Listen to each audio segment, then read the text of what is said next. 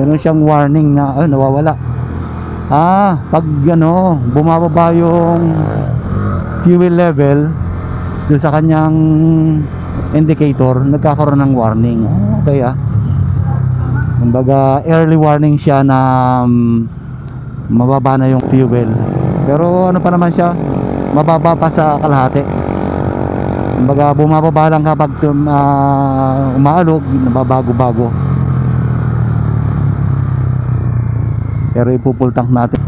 Ito nga pala ay mayroong 400cc sa papel, pero 373cc lang yung kanyang engine displacement sa makina.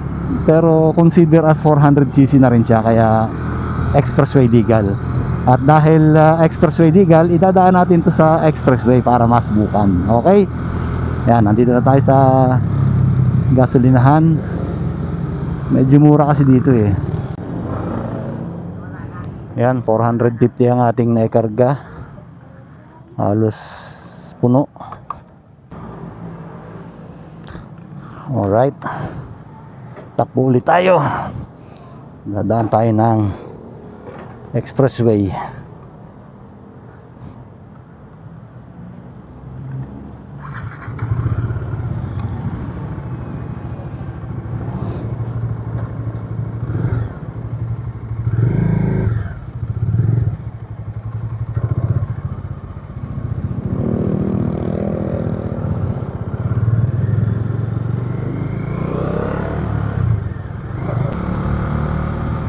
Testingin natin kung may laman pa yung RFID nito. Pag wala, di cash tayo.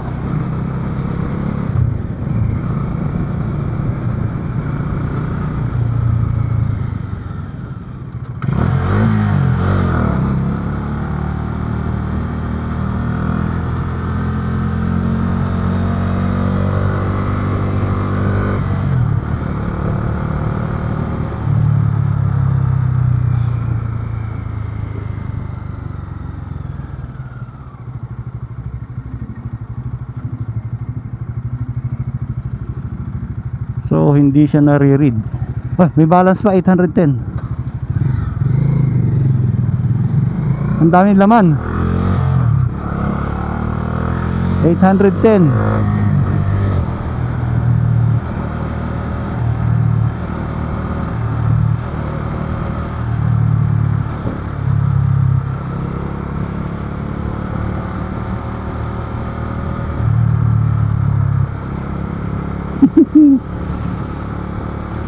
Marami pang mararating pala to. 810 pa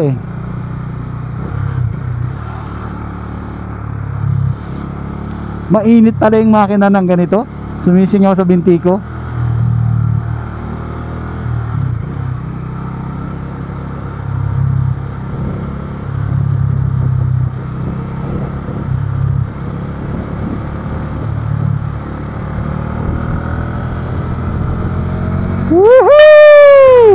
Expressway!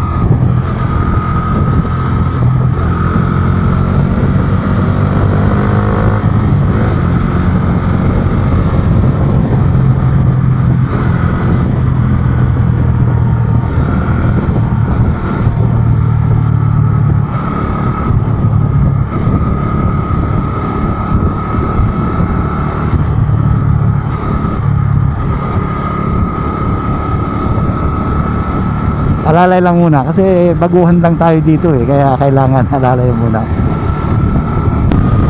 So sandali lang yung yung 100 kPa, sandali lang. Parang hindi man lang siya nagagalit yung makina.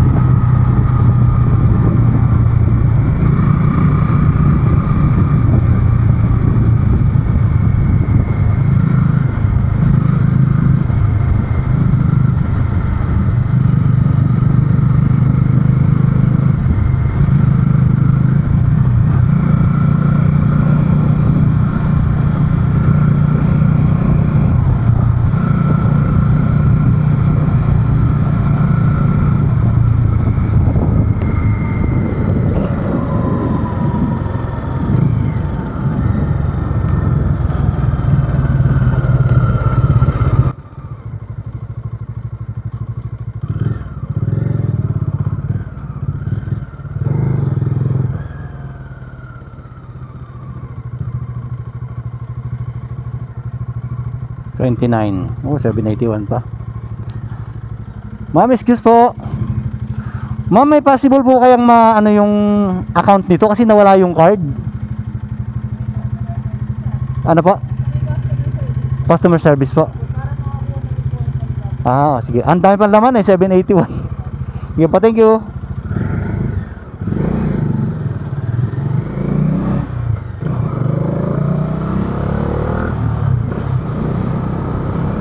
Ayun. Yung kanyang laman, siguro mata-transfer naman to dun sa bago. Sayang eh. Kailangan dalhin natin sa customer service. Siguro dun sa may Angeles, sa may Marquee Mall. Ayun, na-experience na natin ang unang daan natin sa sa expressway.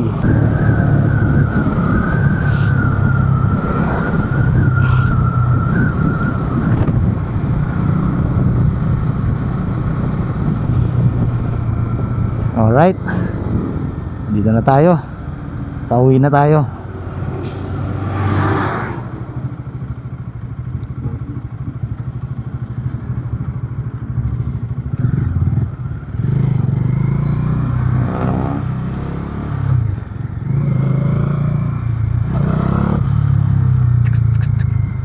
Uy, aso!